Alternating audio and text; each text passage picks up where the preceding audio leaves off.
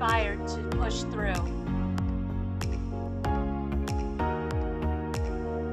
Because there's a spark in you. Breakthrough or bust.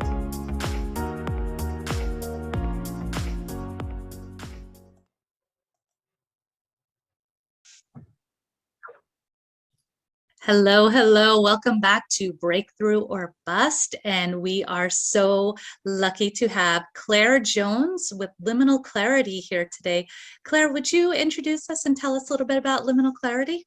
Yeah, totally. So I call myself a change guide for growth. So through the use of empowered ritual and elevated wellness practices, I support women visionaries in transition who want to increase their joy, connection, self-expression, and ease, basically giving them a support system in times of change, because we get very uncertain during those periods. We get very unstable during those periods, and there aren't support structures existing in society for us to rely on. So I've been through a whole lot of transitions on my own, and I want to be a trusted guide to help you avoid the pitfalls that I fell into along the way. And this is why you are such a no-brainer for coming to visit us here at Breakthrough or Bust. You know, I talk all of the time about that breakdown before the breakthrough. And that's what this is all about, is to keep people inspired to keep pushing, because it's really easy to back down. It gets really painful and it gets really ooky. That's the scientific term, is ooky. and you know, we want to back down, but you know, I guess the good and the bad news is that it's going to come back around, you know, until you finally do it. So, you know, you're not going to escape it. You're just going to prolong it. So sometimes, you know, sometimes it's okay. You weren't ready, and that's all right. But sometimes it's like, all right, I've had enough of this, and it's time. It's time to do it. So you're coming to share your story with us, and we're so excited. Would you like to tell us a little bit about what was your challenge? Yeah, well, when we're talking about breakdowns, I think most of my breakdowns happened in the year of 2013. I call it my worst year ever. It was the no good, very bad, horrible year. You know, the dark night of the soul that we all talk about. It's when I lost faith in everything. Like, I lost my career prospects. I lost my friend groups. I lost respect for myself and others. I lost faith. It was a really oogie year, to use the scientific term. We're very technical here. Thank you. Yes. And it was basically crawling my way out of that year that was my hero's journey, per se. It was, I tried a lot of different things. You know, I tried different types of therapy. I tried different community groups. I tried different hobbies and crafts. I even started a couple businesses, changed careers a few times, started relationships, ended relationships. There was a whole host of things that I tried, different diets, different supplements, different workout routines. And I did learn that HIIT is not my friend, high intensity interval training. I was like, all right, I am on burnout city stage in that. But along the way, what I really found that supported me, that nourished me, that helped me grow into a better being for myself, a more joyful being, connected, easeful, you know, all those things that I help my clients with, is it's a special mix. It's empowering social support. It's the wellness practices that I teach. It's creative expression. But all of those are backed by a solid foundation in neuroscience, because our brains control everything we do. So I make sure that everything that I'm both implementing in my own life and in my clients' lives are backed by neuroscientific principles and research, because it makes a difference at the end of the day. And, you know, two things really strike me about what you're saying. One is, you know, you tried a lot of different things, because it's not one thing works for everyone. And I think that's sometimes where people feel let down, is like, oh, well, everybody told me to do this.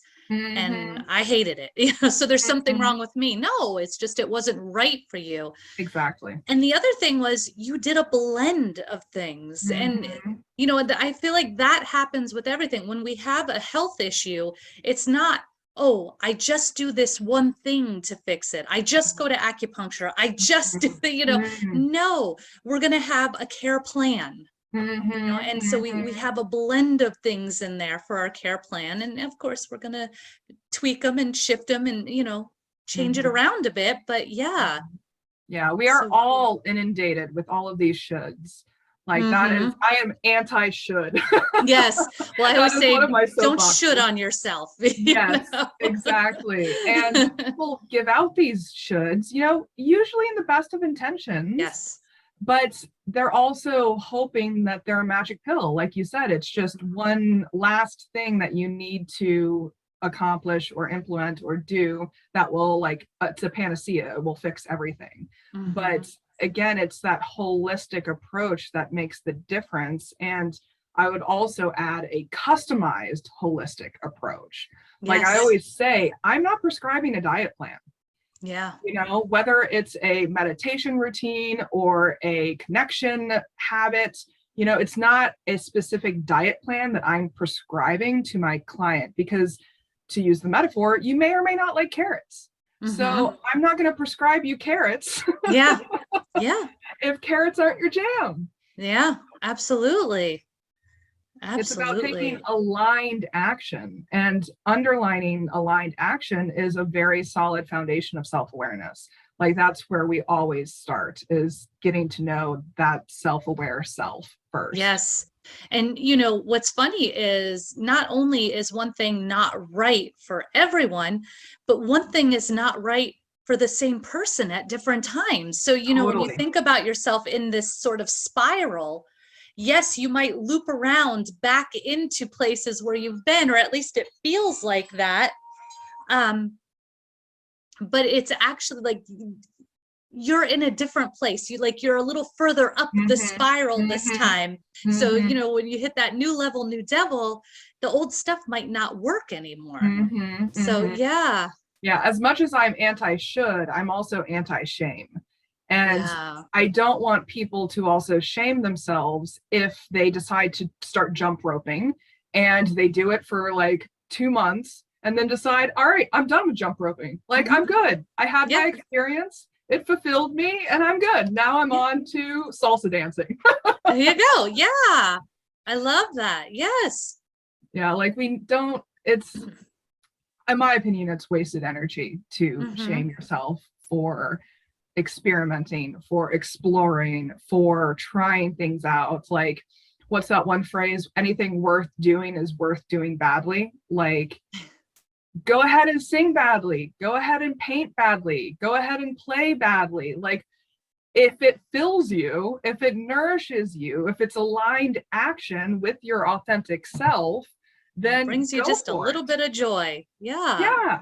Yeah. Yeah. Like I always say, I provide presence and permission. Like, I'll Hmm. witness you, I'll hold the space for you, but I'll also give you permission to go do you, whatever that Hmm. looks like. Yeah. I love it. Because I had to do that for myself. I had to hold presence for myself. I had to hold space for myself. And I also had to give myself permission. Like, it is okay if you are in an angry mood to go out into the backyard and rip up cardboard boxes with your bare hands. Like, Hmm. it is a worthwhile experience, Yeah. instead of worrying about, am I looking like a crazy person right now? Like, are my neighbors wondering what the hell I'm doing in my backyard? Like, is this actually accomplishing anything? Because that stops us in the process and gives us unnecessary boundaries. Hmm. Yes, I've been out on the back deck doing my inner child work, wondering Mm. if anybody's looking. Well, so Yeah, what did yeah. it look like for you? Oh man, what didn't it look like? I mean, I Yeah. tried a lot of different things. I mean, to start, it was kind of discovering the neuroscience piece that really made everything click for me. Hmm. So I was basically in toxic job to toxic job to toxic job throughout most of my 20s. And in the midst of one of those jobs, I was working as a business development director for a small dog walking company, and they had a lot of leadership issues. They couldn't really get a hold of their employee engagement practices. They didn't even really know what employee engagement practices were. And so they had a really high rate of turnover at the time, which caused a lot of problems financially, operationally, so on and so forth. And so I was learning a lot about leadership skill development at the time to help guide them through the process. And that's where I came across the Neuro Leadership Institute. It's a school research institute that is focused on doing research on the neuroscience behind leadership skill development, specifically social scenarios, like how humans behave in social scenarios, specifically in the workplace. But it can be applied to literally any situation we find ourselves in. And that's where I found this amazing concept that they created called the Healthy Mind Platter. And it's basically decades worth of neuroscientific research have led them to find that there are 7 areas of your life that should be balanced for optimal brain functioning. So talking about self-awareness, this is kind of the foundation that you start with, is like making sure that you have a strong, nourished, fulfilled self foundation. So then when you do show up in social scenarios, in workplace scenarios, and leadership scenarios, you have a more solid, grounded sense of self, so that your issues aren't influencing the issues that you're dealing with other people. And so that Healthy Mind Platter was really the first step for me for implementing these wellness practices into my life. And it's things like connecting time, like making sure that you're connecting with trusted, close others, even scheduling time for playtime, you know, exploring, experimenting, that kind of stuff. Physical time, sleep time, you know, those are super important. But then for like cognitive needs, we're talking about focus time, like having one task at a time, not multitasking. Yes. Are you listening, ladies? And then the other two that I found really interesting in particular were time in and downtime. And so time in is basically meditation. It's internal self-reflection. And then downtime is basically daydreaming. And that changed my life. I was like, how do you incorporate specific daydreaming time into your daily schedule? Like, that concept blew my mind because it's so beneficial for the brain. And yet we all forget about it. Like, we don't even, it's not even on our radars. Well, I mean, when you think about it, it's been widely poo-pooed, you know, by every teacher that you've ever, you know, had. It was like, stop daydreaming. You know, we've been told that it's wrong. Yeah, totally. But it is a game changer for your brain function. Like, for making sure that you have the brain space, because it's basically diffused cognitive processing. That's the fancy scientific term for daydreaming. And so you are bringing together all of these different parts of your brain and letting them just like flow and interact with each other. And so you're connecting different parts that may not be connected at other parts of the day. So maybe your language center is being connected to your motor center. So like you're thinking about how language relates to the way that you physically move in the world. And that produces insight. That produces aha moments. That produces creativity and innovation and thinking about things in a different way, connecting the dots in a different way. And that is such a fertile ground for growth and progress, and also self-awareness, because if you realize that like something that you're doing in your life isn't actually aligned with what you want, that's that space where you realize that. Yeah. So yeah, that's pretty much how I started down the path. And then I started incorporating those specific times into my schedule, and that's really what was a game changer for me. Nice. Now, I know you talk about creating rituals. Was that your ritual? Was by creating Rituals that? came a little later on. Okay. Rituals came once I started, once I got a pretty good handle on the healthy mind platter stuff, there was still pieces missing. I was like, all right, I'm doing all the 7 things. I'm good at all the 7 things, but I still wasn't quite there. And Mm-hmm. so that's why I bring in creative practices and ritual practices, Okay. because those 2 things kind of filled it out for me, Okay. because that brought in my creative flow, intuitive side of Mm-hmm. the process, but also brought in spirituality. So I was thinking about like mental health, emotional health, spiritual health, and physical health. And holistically looking at it this way made the circle complete for me. Oh, wow. Well, and I know that we've already discussed that, obviously there's no one thing for anybody. So of Mm-hmm. course, nobody's ritual is going to be the same, but is there like, because I feel like people would be saying, well, what's a ritual? Like, what kind of ritual? What would Yeah, that look yeah, like for yeah, me? yeah, Or, so maybe if you had an example of totally. a ritual or one that you used, or what do you Yeah, think? totally. Yeah. So rituals, people think they're enigmatic and esoteric. I completely understand that, but it can actually be any task or activity that you already do. And so it's basically just taking control over your emotional experience of a given situation. So you are intentionally directing the way you want to interact with a certain task or behavior or activity. And so one of the common ones that I work with clients on is a morning ritual. Like they want to start their day in a positive brain state. They want Mhm. to start their workday excited, engaged, happy to be there instead of dreading it, Yeah. Yeah. procrastinating. And so I help people create, all the rituals are custom to my clients, but how can you create a ritual sequence of actions in the morning before you start your work, so that you start your work in the brain state that you want to be in the Mhm. emotional state that you want to be in. So maybe you want to hype yourself up, put on some really exciting music, dance around your room, do something that gets your energy up. Maybe you want to calm yourself down, like maybe you're doing a speaking engagement that morning. And so Mhm. you want to calm your nerves and put yourself into a more balanced state of being. So you can use the ritual in different ways. It's just the intention that you're bringing to it and the meaning that you create with it. But it can really be any task or activity at the end of the day. Mhm. I love that. That is such a great thing. And yeah, I feel like a lot of times people have great intentions of Mm-hmm. doing this stuff and then it just sort of doesn't happen, you know. Mm-hmm. But by creating a ritual, it's like a sequence of triggers. Yes. So it's like, oh, this leads to this, which leads to Yes. this. And so it just sort of becomes.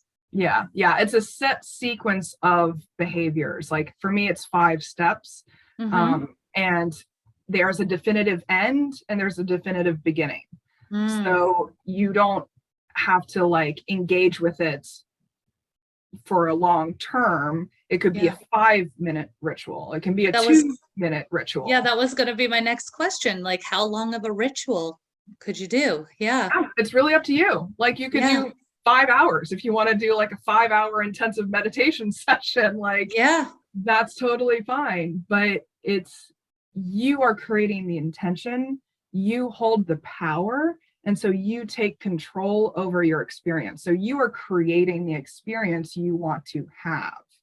And that in itself is super empowering. Like, again, I'm not prescribing a diet plan here. Like, I'm Mm-hmm. not going to tell you that you need to jump around in a circle for 10 times and then, squat. Like, there's not a very specific sequence of events. You create the sequence of events. Yeah. So that's what makes it so engaging for people, is like they get something out of it intrinsically. It's not Mm-hmm. an extrinsic prescription. Yeah. I love that, especially it's funny because I had my group earlier today, as far as, of course, coaches always need to be coached, right? So I was in my group, and that was one of the things a lot of times. So again, you deal with transitions, right? So a lot of times, let's say you're in this place of, okay, here's your day job, but you've got this other thing you're moving towards. Totally. But the thing is, you don't want to get negative in the day job, Totally. because now you're like, the vibration gets low, and now you're moving away from what it is you really want. So you've got to stay in that high vibration and that, that good place. And so by creating this ritual, you can stay sort of in that zone and continue to move to where it is you want to go. Exactly. That's a perfect example. And I also use the example of like working from home. So many of us are working from home nowadays. How do you transition from your working self to your at-home self? So how do you make sure that you're not checking your emails during dinner, or thinking about, the big project instead of connecting with your kids? Like, how do you create a transition ritual to be like, all right, work is over. I'm going to shut off that part of me and let it rest, so that I can now transition into a at-home self, into relaxed Claire, into connected Claire, into, connecting with my husband Claire. Like, how do you create that transitional ritual? And it could be super simple. Like, for me, it's changing my clothes. That's my ritual. Like, I put on my sweats. Brilliant. I like, sometimes if my hair is up in like a hairstyle, I'll put it in a scrunchie, and kind of essentially what you would have done if you had just come in from a physical location. What's the first thing you're going to do is kick off those shoes and put on something comfy. And yeah. I love so that's that. my transition ritual, is like, all right, now my brain recognizes I am no longer in work mode. And so I can close that door. I'll open it again tomorrow. It'll still be there tomorrow. Yeah. But I can make that differentiation, that different point of mindset, so that I'm not creating an experience that I don't want to have. Oh, jeez. Sorry. Getting lots of noise today. Yeah, I love that. And that was something that I saw a lot of even before all of this, shift in how we do work now. Well, and I guess because a lot of my community was moms, and there was a lot of moms that worked from home, and a lot of that where there was that frustration of doing both. Yes. And that idea of being able to, sometimes it was just a lot easier to go to a place, turn off mom, turn on work, and then leave, turn off work, turn on mom.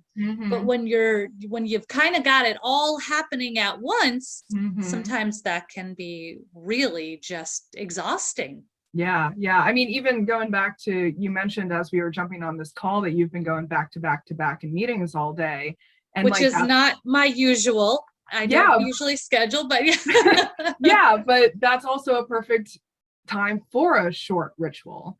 Like, if you're transitioning from one type of meeting to another type of meeting, you can do a quick 2-minute ritual to transition that mindset for yourself.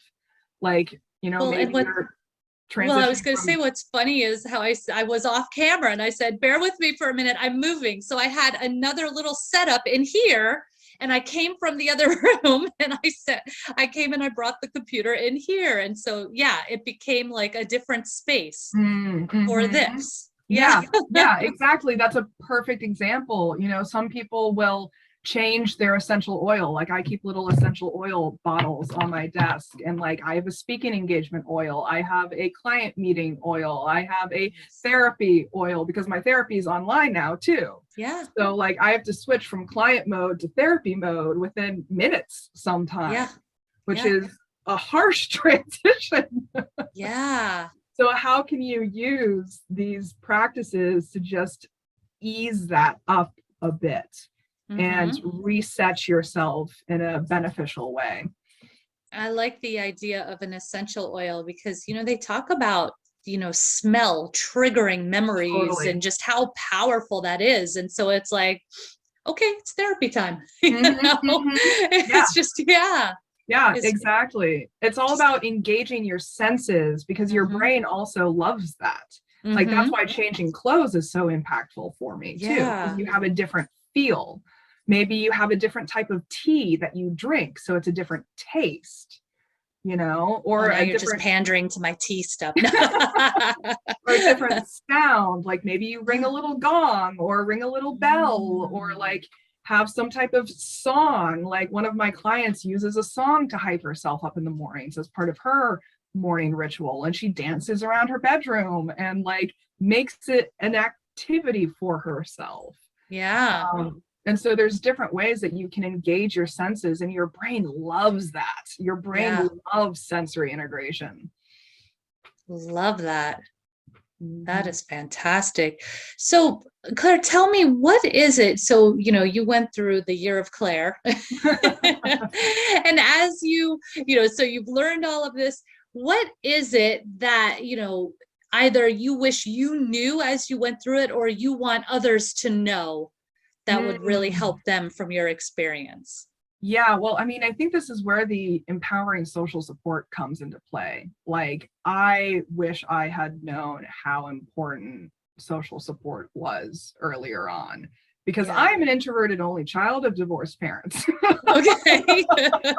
And so I was never really taught the importance of having solid social circles. Like Hmm. I naturally picked them up, like I've always had friend groups, I've always had close colleagues at the workplaces that I've worked at, but it wasn't an intention. Yeah. It Yeah. wasn't a practice that I intentionally devoted time, money, and energy to. Hmm. And like speaking about networking for business purposes, that was a huge growth curve that I had to learn when I opened my first business back in 2014. Because people are like, you need to network. And I was like, what is this concept? Like, what do you mean networking? And they were like, you need to go talk to people. And I was like, Introvert what? says what? Yeah, I was like, but I just put my sign out on the sidewalk and people show up, right? And they were like, no, you have to go talk to people. And I was like, okay.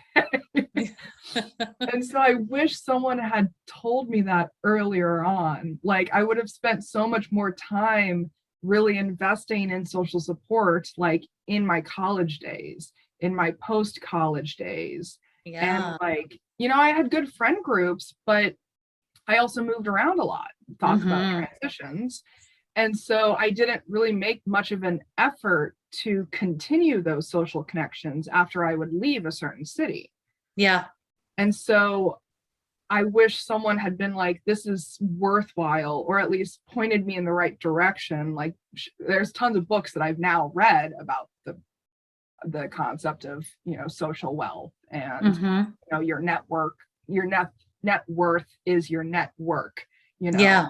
concepts like that. Like I now understand that, but I wish someone had somewhere along the way told me about that earlier on.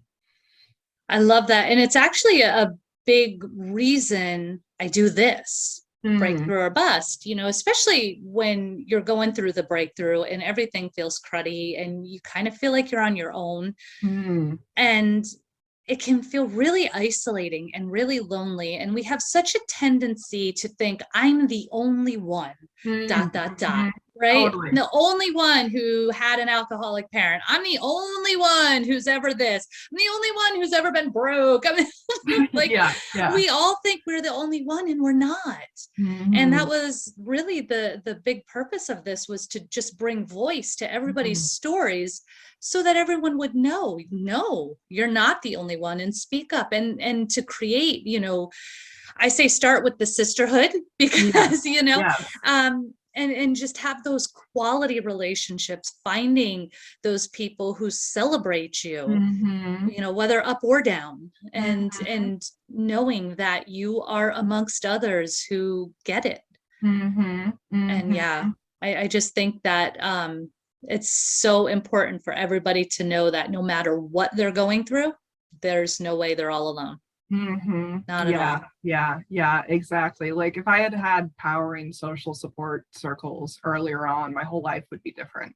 Yeah. Like Yeah. your connections change your life because you are also the sum of the closest 5 people to you. Like 95% of your behaviors are influenced by your 5 closest people. Yes. What I think is really cool about the way things are now, I know a lot of people resisted and weren't happy with the way everything went online, but now we have this access to people that we didn't have access to. So, you know, like if you were always the black sheep of your friends and family, well, guess what? Now you get to virtually meet with all those black sheep. Yeah. And so it's just that way of sort of finding each other now. And even realizing more so, it's not just you. You know? Yeah, exactly. Like online networking is a game changer. Like being able to join groups all around the country has been so awesome. Yeah. Like it flabbergasts me when I come across people who like don't do online networking at all. They're like, I don't know how to find groups. I don't know. And I'm like, you just Google it. Like there's so many. For every shape, size, flavor, preference, like you can find it. Yeah, I love it. Oh, Claire, this is awesome. What do you think? Any last thoughts before we wrap it up? We've hit so many great points. I don't know. Yeah. I mean, one of my go-to phrases is "do you, boo." Like it's allowed. I give you permission to just go do you, boo. Yeah. Like as long as you're not harming anyone. Like, yeah, especially yourself. Yeah. Like one of my values for my company is do no harm, take no shit, because it's like go do you as long as you're not actively harming yourself or others. Yeah. And there it is. Go do you, boo. I love it. We're going to end with that. Oh, thank you so much, Claire. Claire, how can people get in touch with you? Yeah, liminalclarity.com, that you can reach me on there. Also on Instagram, TikTok, Facebook, YouTube, you know, all the major channels. Wonderful. Thank you so much. So if you would like to really get into that good headspace, and clearly Claire has a lot of education on all of that, the neuroscience, oh my goodness, please reach out to her about setting up your rituals and all the other different ways she can help you out. And of course, if you would like to know more about Imperfectly Amazing, go ahead and check out imperfectlyamazing.com. But just till next time, remember to keep pushing through because there's a spark in you. Have an amazing day. Bye. All right.